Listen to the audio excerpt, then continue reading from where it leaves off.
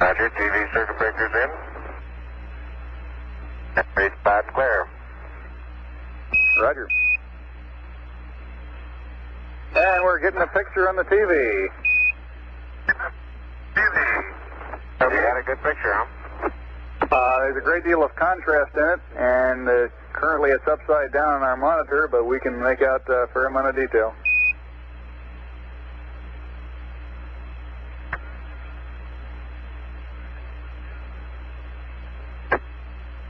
Okay, would you verify the position, the opening I ought to have on the camera? Stand by.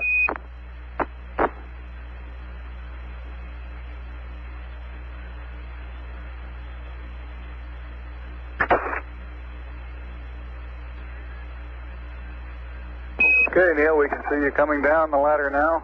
Neil, we can see you coming.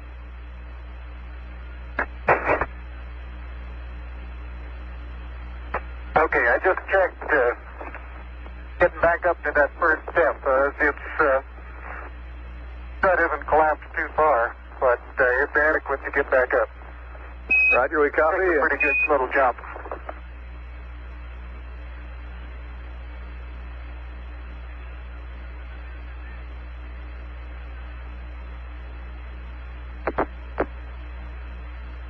Buzz, this is Houston, F2, 1/160th second for shadow photography on the sequence camera. Okay. I'm at the foot of the ladder. The LEM footbeds are only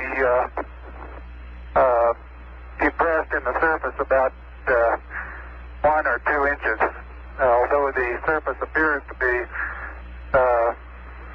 very, very fine-grained as you get close to it. It's almost like a powder. Ground mass is very fine.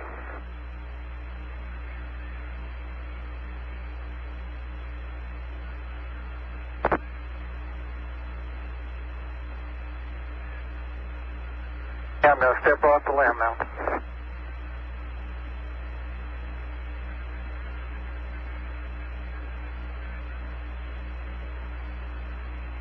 That's one small step for man, one giant leap for mankind.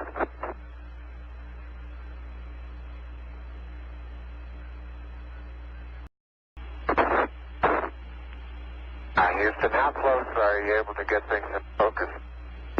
This is Houston. We can see Buzz's right hand. It's somewhat out of focus.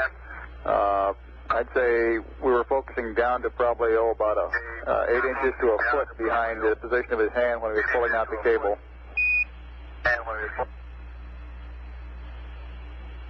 Okay, how's the temperature looking there? Temperature of the camera is showing cold. I'm a little cool. I think I'll take phone.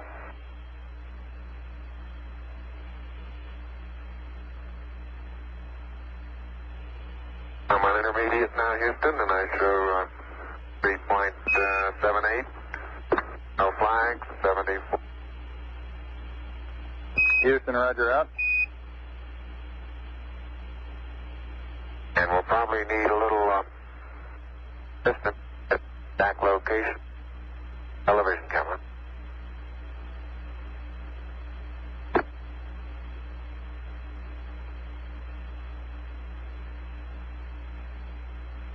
And Neil, it look at the minus I stress. Your direction of travel there. Traveling from right to left. Right. So this one over here underneath the SN engine where the probe first hit. Minus my probe first hit. I got plenty of cable? You got plenty more.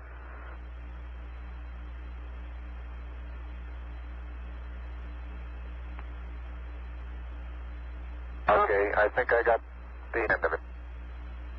Something interesting in the bottom of this little crater here. Maybe. Keep going. We got a lot more. Okay. Getting a little harder to pull out here.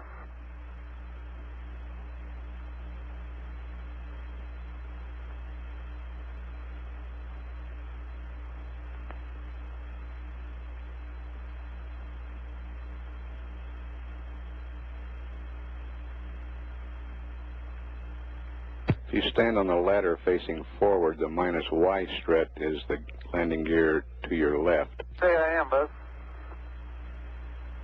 40, 50 feet. Why don't you turn around and let them get a view from there and see what the field of view looks like. You're backing into the cable. Okay. Turn around to your right, be better. I don't want to go into the sun if I can avoid it. That's right, yeah. I'll just leave it. All right, let it Sit like that and walk around it.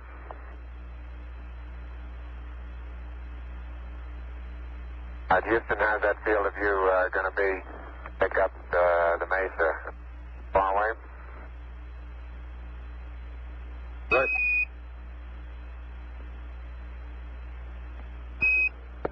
Neil, this is Houston. The field of view is okay. We'd like you to aim it a little bit more to the right, over. Okay. Okay, that's all the cable we have. All the way out. I'll start working on the shoulder. A little bit too much to the right. Can you bring it back left about 4 or 5 degrees?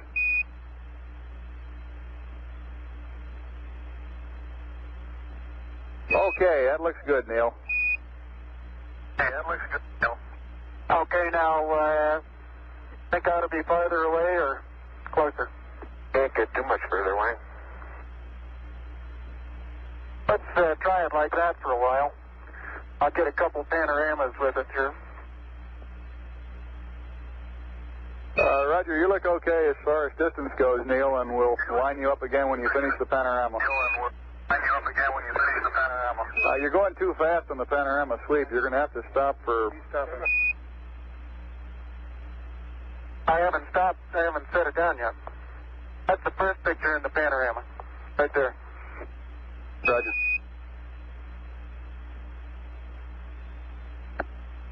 It's taken just about northeast. Tell me if you got a picture, Houston. Well, we've got a beautiful picture, Neil. Okay, I'm going to move it.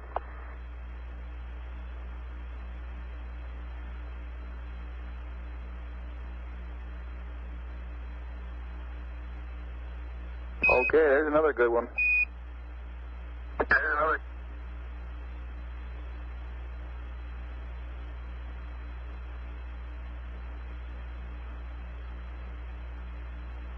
Okay, we got that one.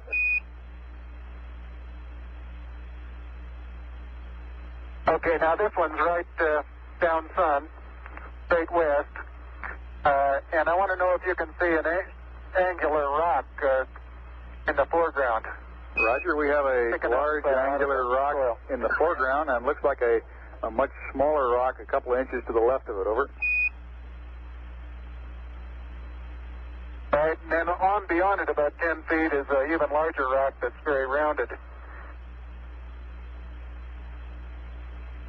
That rock is about, the closest one to you is about sticking out of the sand about 1 foot. And it's about 1.5 feet long, and it's about 6 inches thick, but it's standing on edge. Roger.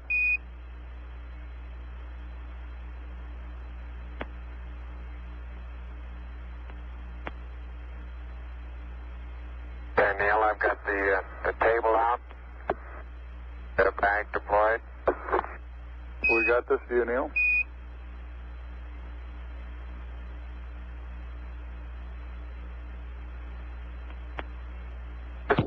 Straight south. Roger, and we see the shadow of the limb. And the hill. Roger, the little hills just beyond the shadow of the limb is a pair of elongate craters. About probably the pair together is 40 feet long and 20 feet across, and they're probably 6 feet deep. We'll probably get some more work in there later.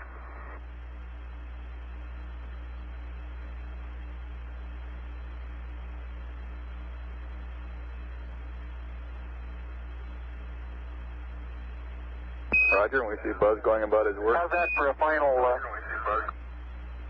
for a final orientation, we'd like it to come left about 5 degrees, over.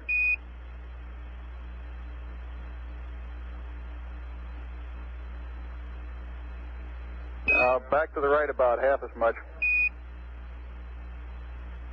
Okay.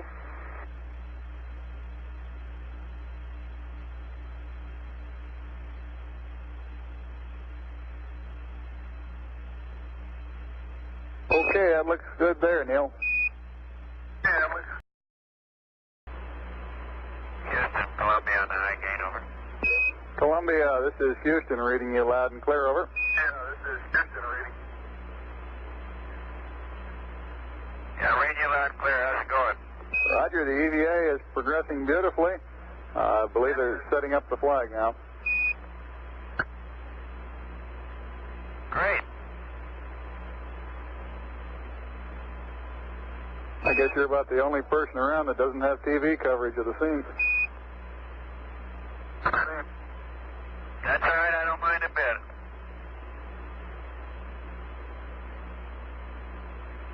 How is the quality of the TV? Oh, it's beautiful, Mike. It really is. Oh, geez, that's great. Is the lighting halfway decent? Yes, indeed. They've got the flag up now, and you can see the stars and stripes on the lunar surface. Beautiful, just beautiful.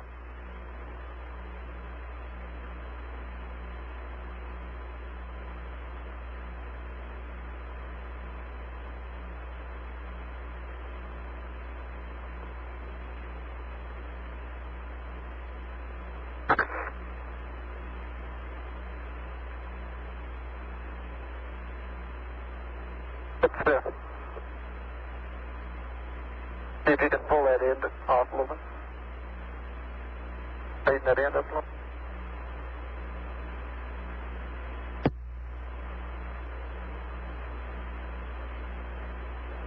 It won't go up.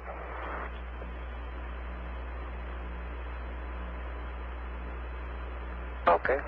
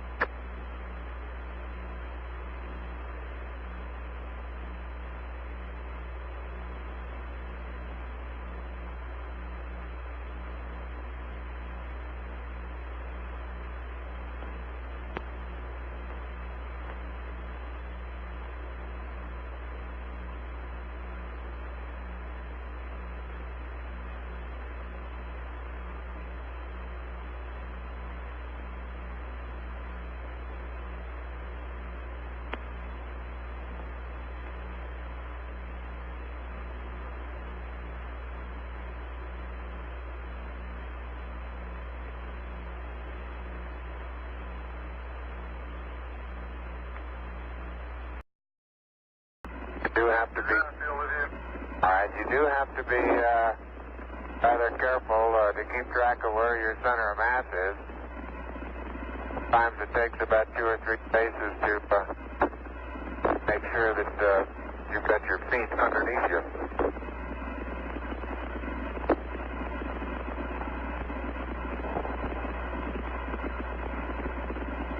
And about 2 or 3 or maybe 4 easy paces can bring you to a fairly smooth stop.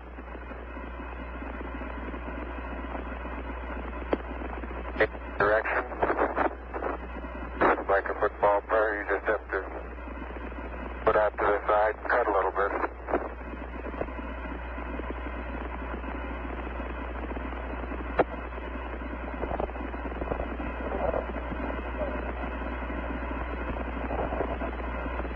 So-called kangaroo hop does work, but it seems your forward ability is not quite as good as it is in the conventional, more conventional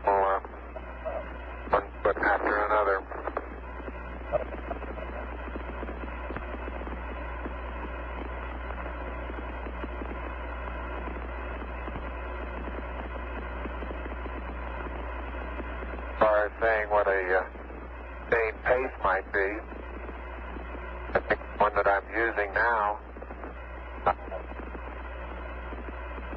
would get rather tiring after several hundred. But this may be a function of the suit as well as lack of gravity force here.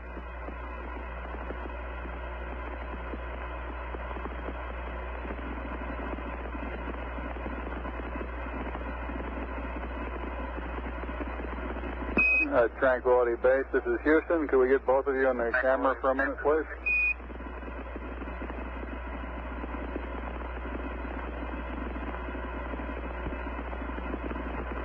Say again, Houston.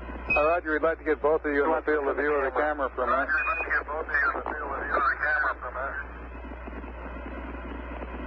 Neil and Buzz, the President of the United States is in his office now and would like to say a few words to you. Over.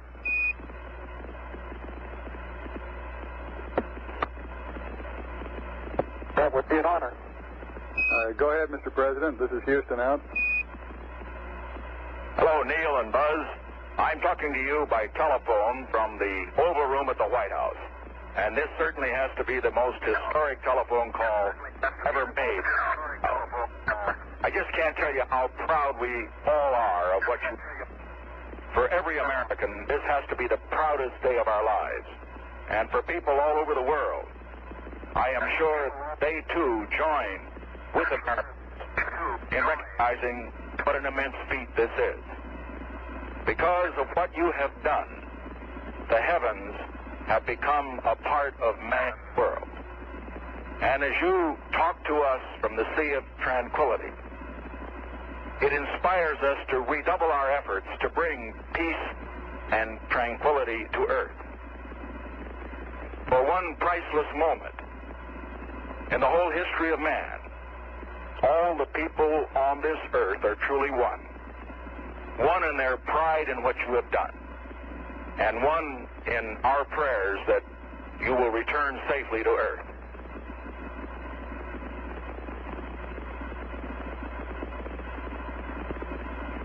Thank you, Mr. President.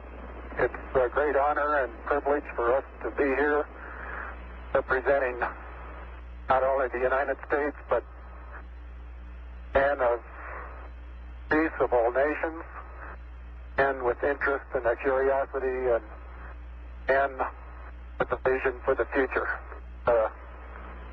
Honor for us to be able to participate here today. And thank you very much, and I look forward, all of us look forward to seeing you on the Hornet on Thursday. Look forward to that very much, sir.